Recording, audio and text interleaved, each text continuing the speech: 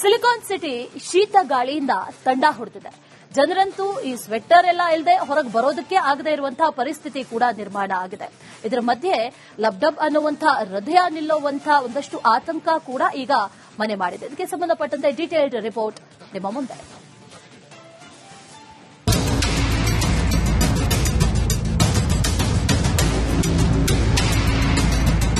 ರಾಜಧಾನಿ ಬೆಂಗಳೂರಿನಲ್ಲಿ ಚುಮು ಚಳಿ, ಬೆಳ್ಳಂಬೆಳಗ್ಗೆ ಮಂಜಿನ ವಾತಾವರಣ, ಮಧ್ಯಾಹ್ನ ರಣಬಿಸಿಲು, ಸಂಜೆ ಮೋಡ ಕವಿದ ವೆದರ್ ಫುಲ್ ಕೂಲ್ ಆಗಿದೆ.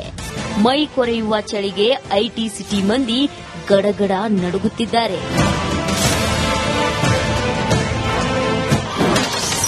ತಂಪು ಗಾಳಿಗೆ ಥಂಡ ಹೊಡೆದ ಸಿಲಿಕಾನ್ ಸಿಟಿ, ಲಬ್ ಡಬ್ ಅನ್ನೋ ಹೃದಯಕ್ಕೂ ತಟ್ಟಲಿದೆ ಚಳಿ ಎಫೆಕ್ಟ್. ಕಳೆದೆರಡು ದಿನಗಳಿಂದ ಸಿಲಿಕಾನ್ ಸಿಟಿ ಬೆಂಗಳೂರು ಚಳಿಗೆ ತತ್ತರಿಸಿ ಹೋಗಿದೆ. ಶೀತಗಾಳಿ ಸಿಟಿ ಮಂದಿಯನ್ನ ಮೈಕೊರೆಯುತ್ತಿದೆ.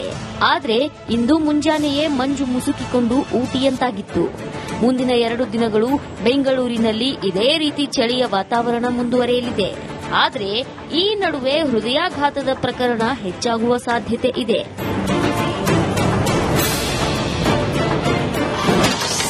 ಚಳಿಯಿಂದ ಜ್ವರ, ಶೀತ ಎಂದು ಸುಮ್ಮನಿರಬೇಡಿ. ಯಾಕಂದ್ರೆ ಚಳಿಗೂ ಹೃದಯಾಘಾತಕ್ಕೂ ಸಂಬಂಧ ಇದೆ. ಚಳಿಗಾಲದಲ್ಲಿ ಹೃದಯಾಘಾತದ ಪ್ರಕರಣಗಳು ಹೆಚ್ಚಳವಾಗುವ ಸಾಧ್ಯತೆ ಇದ್ದು ಜನರಲ್ಲಿ ಆತಂಕ ಮನೆ ಮಾಡಿದೆ. ಈ ವೇಳೆ 8% 10% ಹೃದಯಾಘಾತದ ಪ್ರಕರಣಗಳು ಹೆಚ್ಚಳವಾಗಲಿದೆ. ನವೆಂಬರ್, ಡಿಸೆಂಬರ್ ಹಾಗೂ ಜನವರಿ ತಿಂಗಳಲ್ಲಿ ಹೃದಯಾಘಾತದ ಪ್ರಕರಣಗಳಲ್ಲಿ ಏರಿಕೆಯಾಗುತ್ತೆ. ಹೀಗಾಗಿ ಚಳಿಗಾಲದಲ್ಲಿ ಬೆಳಗ್ಗಿನ ವಾಕಿಂಗ್ಗೆ ಬ್ರೇಕ್ ಹಾಕಿದ್ರೆ ಉತ್ತಮ. ಮುಂಜಾನೆಯ ವಾಕಿಂಗ್ಗಿಂತ ಸಂಜೆಯ ವಾಕಿಂಗ್ ಬೆಸ್ಟ್ ಅಂತ ಜಯದೇವ ನಿರ್ದೇಶಕರು ಹೇಳ್ತಿದ್ದಾರೆ. ವೈರಲ್ ಫೀವರ್ ಆಗಿ ಹೃದಯದ ಮೇಲೂ ಪರಿಣಾಮ ಬೀರೋ ಸಾಧ್ಯತೆ ಇದೆ. ಬೆಳಗ್ಗೆ ಎದ್ದು ವಾಕಿಂಗ್ ಹೋಗುವವರು ಸ್ವಲ್ಪ ದಿನ ಬ್ರೇಕ್ ಹಾಕೋದು ಉತ್ತಮ ಅಂತ ಜಯದೇವ ಹೃದ್ರೋಗ ಆಸ್ಪತ್ರೆ ನಿರ್ದೇಶಕರು ಸಲಹೆ ನೀಡಿದ್ದಾರೆ. ಸಾಮಾನ್ಯವಾಗಿ ವರ್ಷದಲ್ಲಿ ನವೆಂಬರ್, ಡಿಸೆಂಬರ್, ಜನವರಿನಲ್ಲಿ ಹೃದಯಾಘಾತಗಳ ಸಂಖ್ಯೆ ಕಂಪೇರ್ ಟು ಬೇರೆ ತಿಂಗಳ ಕಂಪೇರ್ ಮಾಡಿದ್ರೆ ಈ ತಿಂಗಳಲ್ಲಿ ಸ್ವಲ್ಪ ಜಾಸ್ತಿ ಇರುತ್ತದೆ. ಅದು ಚಳಿ ಅಂತ ಒಂದು ಕಾರಣ ಆದ್ರೆ ಚಳಿಯಿಂದನೇ ಆಗುತ್ತೆ ಅನ್ನೋದು ಅದು ತಪ್ಪು ಕಲ್ಪನೆ. ಈ ಸೀಸನ್ ನಲ್ಲಿ ಸಾಮಾನ್ಯವಾಗಿ ಬೆಳಿಗ್ಗೆ ಎದ್ದು ಮುಂಜಾನೆ ಎದ್ದು ಆ ಶೀತಕರವಾದ ಗಾಳಿನ ಸೇವಿಸೋದ್ರಿಂದ ಅಷ್ಟು ಶರೀರಕ್ಕೆ ಒಳ್ಳೇದಾಗೋದಿಲ್ಲ.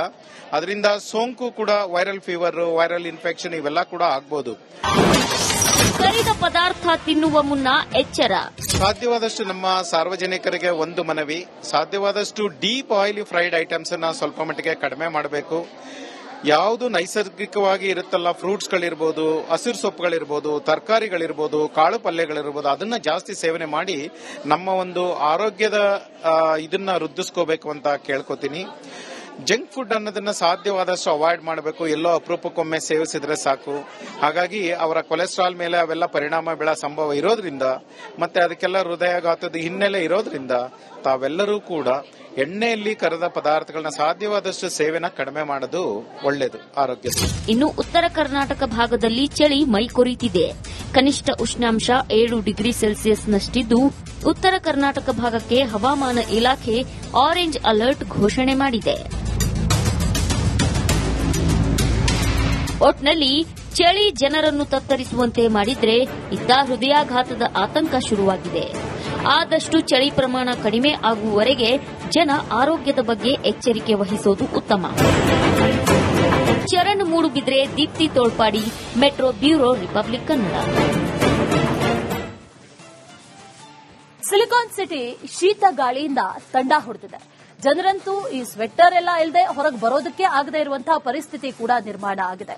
ಇದರ ಮಧ್ಯೆ ಲಬ್ಡಬ್ ಅನ್ನುವಂತಹ ಹೃದಯ ನಿಲ್ಲುವಂತಹ ಒಂದಷ್ಟು ಆತಂಕ ಕೂಡ ಈಗ ಮನೆ ಮಾಡಿದೆ. ಇದಕ್ಕೆ ಸಂಬಂಧಪಟ್ಟಂತೆ ಡೀಟೇಲ್ಡ್ ರಿಪೋರ್ಟ್ ನಿಮ್ಮ ಮುಂದೆ.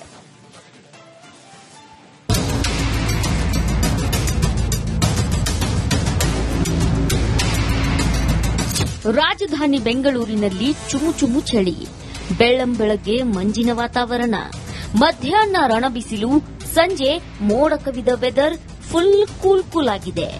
ಮೈ ಕೊರೆಯುವ ಚಳಿಗೆ ಐಟಿ ಸಿಟಿ ಮಂದಿ ಗಡಗಡ ನಡುಗುತ್ತಿದ್ದಾರೆ.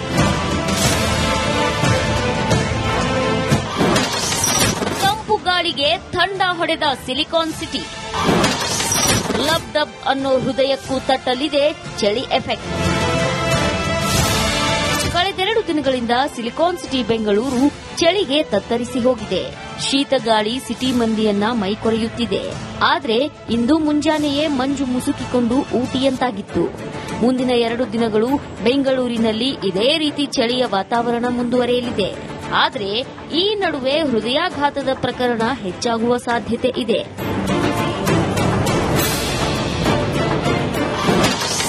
ಚಳಿಯಿಂದ ಜ್ವರ, ಶೀತ ಎಂದು ಸುಮ್ಮನಿರಬೇಡಿ. ಯಾಕಂದ್ರೆ ಚಳಿಗೂ ಹೃದಯಾಘಾತಕ್ಕೂ ಸಂಬಂಧ ಇದೆ. ಚಳಿಗಾಲದಲ್ಲಿ ಹೃದಯಾಘಾತದ ಪ್ರಕರಣಗಳು ಹೆಚ್ಚಳವಾಗುವ ಸಾಧ್ಯತೆ ಇದ್ದು ಜನರಲ್ಲಿ ಆತಂಕ ಮನೆ ಮಾಡಿದೆ. ಈ ವೇಳೆ 8% 10% ಹೃದಯಾಘಾತದ ಪ್ರಕರಣಗಳು ಹೆಚ್ಚಳವಾಗಲಿದೆ. ನವೆಂಬರ್, ಡಿಸೆಂಬರ್ ಹಾಗೂ ಜನವರಿ ತಿಂಗಳಲ್ಲಿ ಹೃದಯಾಘಾತದ ಪ್ರಕರಣಗಳಲ್ಲಿ ಏರಿಕೆಯಾಗುತ್ತೆ. ಹೀಗಾಗಿ ಚಳಿಗಾಲದಲ್ಲಿ ಬೆಳಗ್ಗಿನ ವಾಕಿಂಗ್ಗೆ ಬ್ರೇಕ್ ಹಾಕಿದ್ರೆ ಉತ್ತಮ. ಮುಂಜಾನೆಯ ವಾಕಿಂಗ್ಗಿಂತ ಸಂಜೆಯ ವಾಕಿಂಗ್ ಬೆಸ್ಟ್ ಅಂತ ಜಯದೇವ ನಿರ್ದೇಶಕರು ಹೇಳ್ತಿದ್ದಾರೆ. ವೈರಲ್ ಫೀವರ್ ಆಗಿ ಹೃದಯದ ಮೇಲೂ ಪರಿಣಾಮ ಬೀರೋ ಸಾಧ್ಯತೆ ಇದೆ. ಬೆಳಗ್ಗೆ ಎದ್ದು ವಾಕಿಂಗ್ ಹೋಗುವವರು ಸ್ವಲ್ಪ ದಿನ ಬ್ರೇಕ್ ಹಾಕೋದು ಉತ್ತಮ ಅಂತ ಜಯದೇವ ಹೃದ್ರೋಗ ಆಸ್ಪತ್ರೆ ನಿರ್ದೇಶಕರು ಸಲಹೆ ನೀಡಿದ್ದಾರೆ. ಸಾಮಾನ್ಯವಾಗಿ ವರ್ಷದಲ್ಲಿ ನವೆಂಬರ್, ಡಿಸೆಂಬರ್, ಜನವರಿನಲ್ಲಿ ಹೃದಯಾಘಾತಗಳ ಸಂಖ್ಯೆ ಕಂಪೇರ್ ಟು ಬೇರೆ ತಿಂಗಳ ಕಂಪೇರ್ ಮಾಡಿದ್ರೆ ಈ ತಿಂಗಳಲ್ಲಿ ಸ್ವಲ್ಪ ಜಾಸ್ತಿ ಇರುತ್ತದೆ.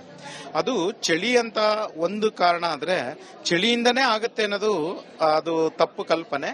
ಈ ಸೀಸನ್ ನಲ್ಲಿ ಸಾಮಾನ್ಯವಾಗಿ ಬೆಳಿಗ್ಗೆ ಎದ್ದು ಮುಂಜಾನೆ ಎದ್ದು ಆ ಶೀತಕರವಾದ ಗಾಳಿನ ಸೇವಿಸೋದ್ರಿಂದ ಅಷ್ಟು ಶರೀರಕ್ಕೆ ಒಳ್ಳೇದಾಗೋದಿಲ್ಲ. ಅದರಿಂದ ಸೋಂಕು ಕೂಡ ವೈರಲ್ ಫೀವರ್, ವೈರಲ್ ಇನ್ಫೆಕ್ಷನ್ ಇವೆಲ್ಲ ಕೂಡ ಆಗ್ಬೋದು. ಕರಿದ ಪದಾರ್ಥ ತಿನ್ನುವ ಮುನ್ನ ಎಚ್ಚರ.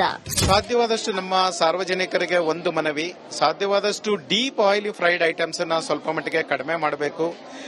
ಯಾವುದು ನೈಸರ್ಗಿಕವಾಗಿ ಇರುತ್ತಲ್ಲ, ಫ್ರೂಟ್ಸ್ಗಳಿರ್ಬೋದು, ಹಸಿರು ಸೊಪ್ಪುಗಳಿರ್ಬೋದು, ತರಕಾರಿಗಳಿರ್ಬೋದು, ಕಾಳು ಪಲ್ಯಗಳಿರ್ಬೋದು, ಅದನ್ನ ಜಾಸ್ತಿ ಸೇವನೆ ಮಾಡಿ ನಮ್ಮ ಒಂದು ಆರೋಗ್ಯದ ಇದನ್ನ ವೃದ್ಧಿಸ್ಕೋಬೇಕು ಅಂತ ಕೇಳ್ಕೊತೀನಿ. ಜಂಕ್ ಫುಡ್ ಅನ್ನೋದನ್ನ ಸಾಧ್ಯವಾದಷ್ಟು ಅವಾಯ್ಡ್ ಮಾಡಬೇಕು. ಎಲ್ಲೋ ಅಪರೂಪಕ್ಕೊಮ್ಮೆ ಸೇವಿಸಿದ್ರೆ ಸಾಕು.